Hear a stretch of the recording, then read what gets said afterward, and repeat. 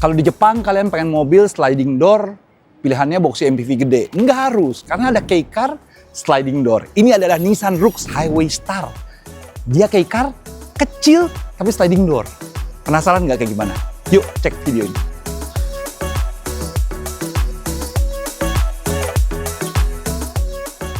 Kita mulai dari eksteriornya. Lihat, bener kan K-Car kan? Kecil men, benar-benar kecil banget. 3 meteran. Depannya punya karakternya, grillnya Nissan modern, jadi udah kayak integrated gitu, ada chrome-chrome-nya di sini, logonya logo Nissan yang sudah kekinian. Dia trimnya trim Highway Star, jadi di bawahnya juga ada elemen-elemen LED-nya, fog lamp-nya, di blackout semua juga. Ada tempat buat radar adaptive cruise control-nya di sini atau ProPilot-nya ya istilahnya. Ini profil sampingnya, mobilnya kecil ya. Kita lihat bannya, ukurannya pakai apa dia? Dia di sini dia pakai Ecopia. Set, ukurannya dia pakai 16555, ringnya 15, di peleknya sih sebenarnya agak standar aja. Dan kalau kalian lihat lagi ya, ini warnanya lucu nih. Dia kombinasi putih sama ungu, kayak anggur gitu, kayak wine gitu. Masih ada kamera 360-nya, biarpun mobil kecil ya pakai 360 ya. Tuh. Gak ada sunroofan atau panoramik ya sama sekali. Terus lihat nih, pintu depannya dia kebuka begini. Biasa, lega banget, sumpah. Tapi pintu baris keduanya yang fantastis. Karena sudah elektrik dan sliding ke belakang. Anjrit, cakep banget ya. Kita lihat belakangnya dulu ya, yuk. Di bagian belakangnya kita masih lihat karakteristiknya boxy MPV-nya Nissan ya. Lampu vertikal, ada garnish dikit, logo Nissan yang baru. Terus mari kita lihat bagasinya. Oh, bukan elektrik, tapi wah gile. Ini posisi duduk bener-bener paling mentok. Bagasinya sih sebenarnya nggak lega-lega banget, tapi ini masih bisa dimajuin atau dilipat rata ya. Tuh, menjadi seperti ini. Ini di Jepang mobil-mobil seperti ini sangat-sangat populer. Tuh. Karena kalian bisa majuin mundurin kursinya. Ya. Tuas yang tengah ini. Tuh, jadi kalau kalian butuh space sebenarnya di sini masih bisa dapat space. Dan kalau ini yang tuas yang sebelah sininya, itu kalian bisa melipat ke depan. Biarpun nggak rata-rata banget ya, tapi space yang diberikan sudah lebih dari cukup. Di balik sini, kalian masih dapetin juga ruang penyimpanan yang besar sekali. Bisa naruh tire kit, dongkrak, dan kawan-kawan. Biarpun memang tidak ada spare tire ya, di sini engselnya doang ditutupin seperti ini. Kira-kira ini bagian belakangnya. Sekarang kita lihat interiornya seperti apa? Oke, kita masuk. Tuas-tuasnya sebenarnya masih generik kayak Nissan lainnya. Pengaturan kursi masih manual ya, naik turun maupun slidingnya. Cup holder di mana-mana bagus. Setir sebenarnya agak generik ya, setirnya mirip-mirip. Coba saya gedein dikit. Nah, indikator sebenarnya masih manual juga, tapi sudah ada LCD di tengah sini yang full color. Tombol-tombol terasa familiar sekali. Ada buat ProPilot-nya juga. Head unitnya agak gede ukurannya. Ya. Cuman memang masih bentuknya dalam kayak casing ini nggak integrated banget. Gue demen tuas transmisi di sebelah sininya benar-benar simple. Parking brake-nya, pengaturan AC yang futuristik. Terus di sebelah sini juga dia banyak kasih penyimpanan. Ada penyimpanan lagi, ada cup holder lagi sebelah sini. Ini ada laci. Ada laci, yes. Dan di bawah sini juga masih ada glove box-nya. Atas ini dia sudah pakai e-mirror-nya Nissan, jadi udah ada kamera.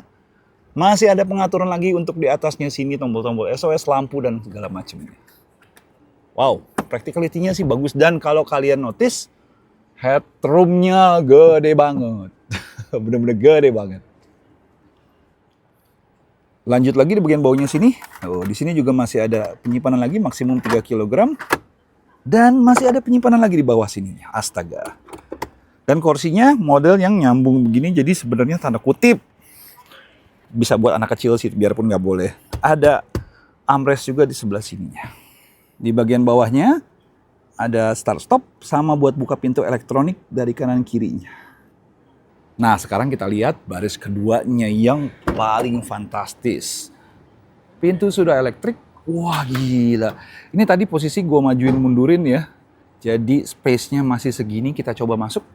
Ini posisi nyetir tadi, legroomnya masih segini, tapi ini bukan yang paling mundur, karena coba gue mundur dikit.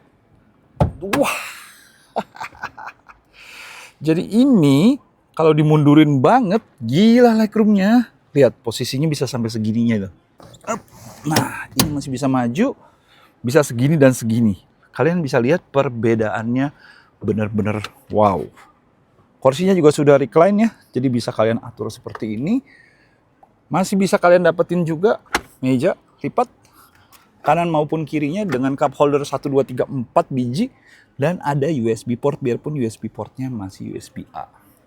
Tambahan lagi, benar-benar praktis, juga masih ada laci di bagian bawahnya. Dan kalau kalian penasaran ngelihat berapa besar headroomnya, coba gue duduk ya. Headroom gue segini, 20 cm lebih bedanya dengan duduk seperti ini.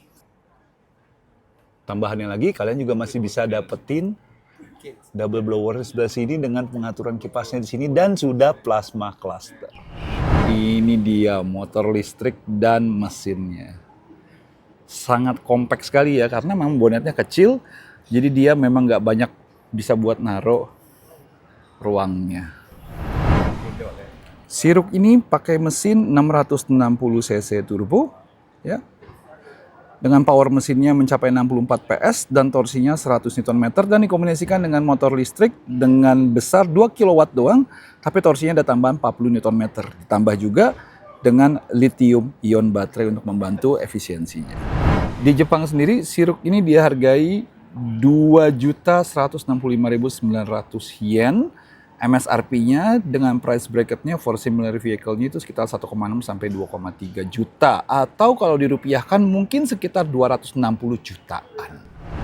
Oke, sekarang kita sampai pada kesimpulannya si Nissan Roox Highway Star Jepang JDM ini. Kesimpulannya di Jepang enak ya. Mereka punya kei-car yang dapat subsidi dan kei-car-nya itu benar-benar yang compact, kecil, 3 meteran, tapi dalamnya lega banget. Ditambah lagi, subsidinya membuat harganya juga terjangkau, di bawah 300 jutaan. Mobil-mobil kayak gini kalau dibawa ke Indonesia, otomatis jatuhnya jadi 500 jutaan. Kecuali pemerintah kita punya skema subsidi untuk mobil-mobil seperti ini. Kapan ya? Karena menurut gua, untuk kondisi Jakarta yang macet dan jalanan sempit-sempit, mobil-mobil seperti kei-car ini cocok banget untuk jalanan Jakarta. Gimana menurut kalian? Tertarik nggak sama si Nissan Roox ini? Oke, thank you udah nonton. Sekian video kali ini. Kalau kalian suka video ini, klik like, subscribe dengan tekan tombol lonceng untuk tahu video-video terbaru dari Abang Audi sign off dari Nissan Gallery Yokohama. Bye-bye.